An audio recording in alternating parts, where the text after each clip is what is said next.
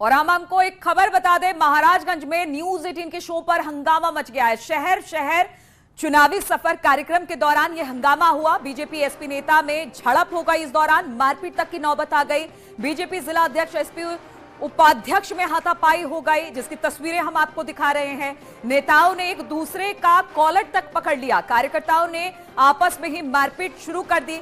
तो ये हमारा कार्यक्रम है और इस कार्यक्रम के दौरान ही ये झड़प हुई है। हम आपको बता दें, महाराजगंज में इस वक्त हमारी टीम है।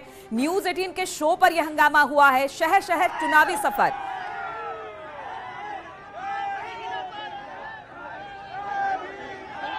तो कार्यक्रम के दौरान ये हंगामा देखने को मिला। बीजेपी एसपी नेता आपस में भिड़ गए।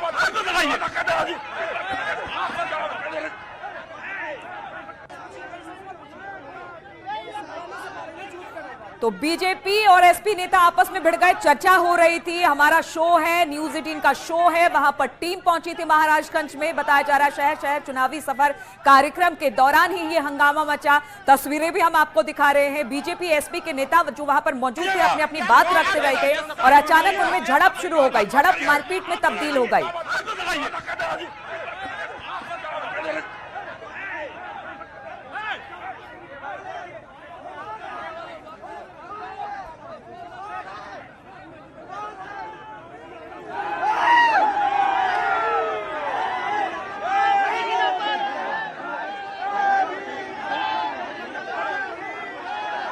बात मत करिए।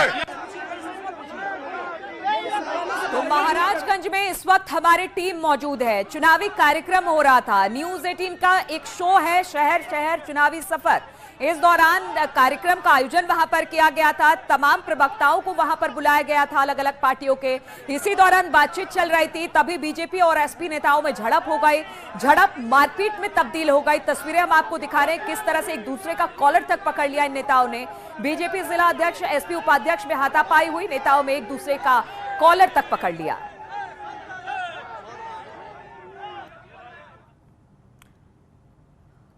और इस वक्त सीधा रुख करेंगे प्रयागराज का, जहां पर एक चुनावी सभा को अखिलेश संबोधित कर रहे हैं। समाजवादी पार्टी के प्रत्याशी हाकिम लाल बिंद को ऐतिहासिक वोटों से जिताने का काम करना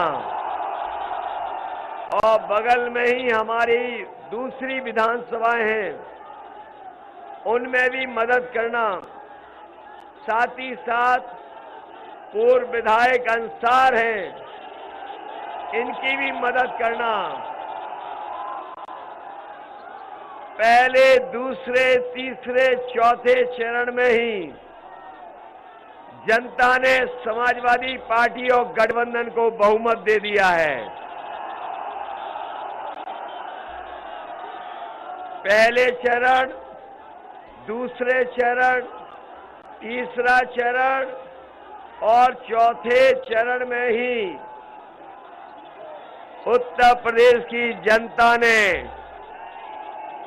समाजवादी पार्टी और गठबंधन के लोगों को बहुमत की सरकार का फैसला सुना दिया है। अब आपकी जिम्मेदारी बनती है कि इस बार ऐतिहासिक बहुमत की तरफ समाजवादी पार्टी को लेकर के जाएं। मैं प्रयागराज के अपने नौजवानों का बहुत बहुत धन्यवाद देना चाहता हूं। ये प्रयागराज के हमारे नौजवान 5 साल से इंतजार कर रहे थे, इनका भाग्य बदलेगा। लेकिन 5 साल इंतजार में कट गए हैं। अब आने वाले 5 साल ये इंतजार नहीं करना चाहते हैं। समाजवादी पार्टी के चुनाव चिन्ह साइकिल की बटन दबा करके इस सरकार को उखाड़ फेंकना चाहते हैं।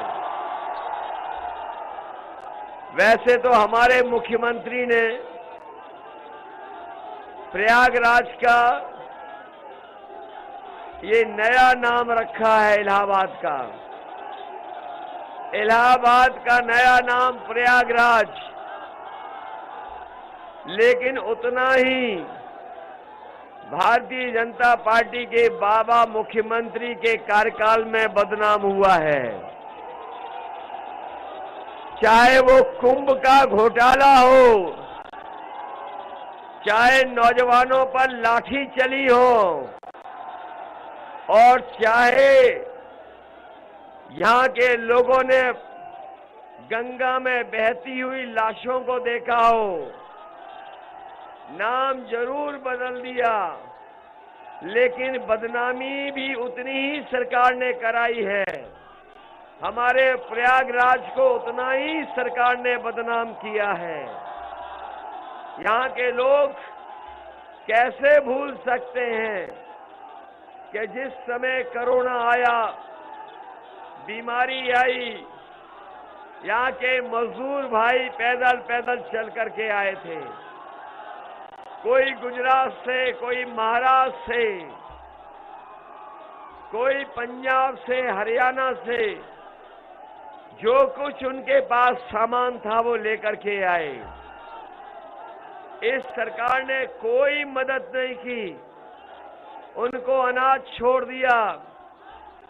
अगर कोई मजदूरों की मदद कर रहा था तो वो समाजवादी लोग थे, उनकी मदद करने का काम कर रहे थे।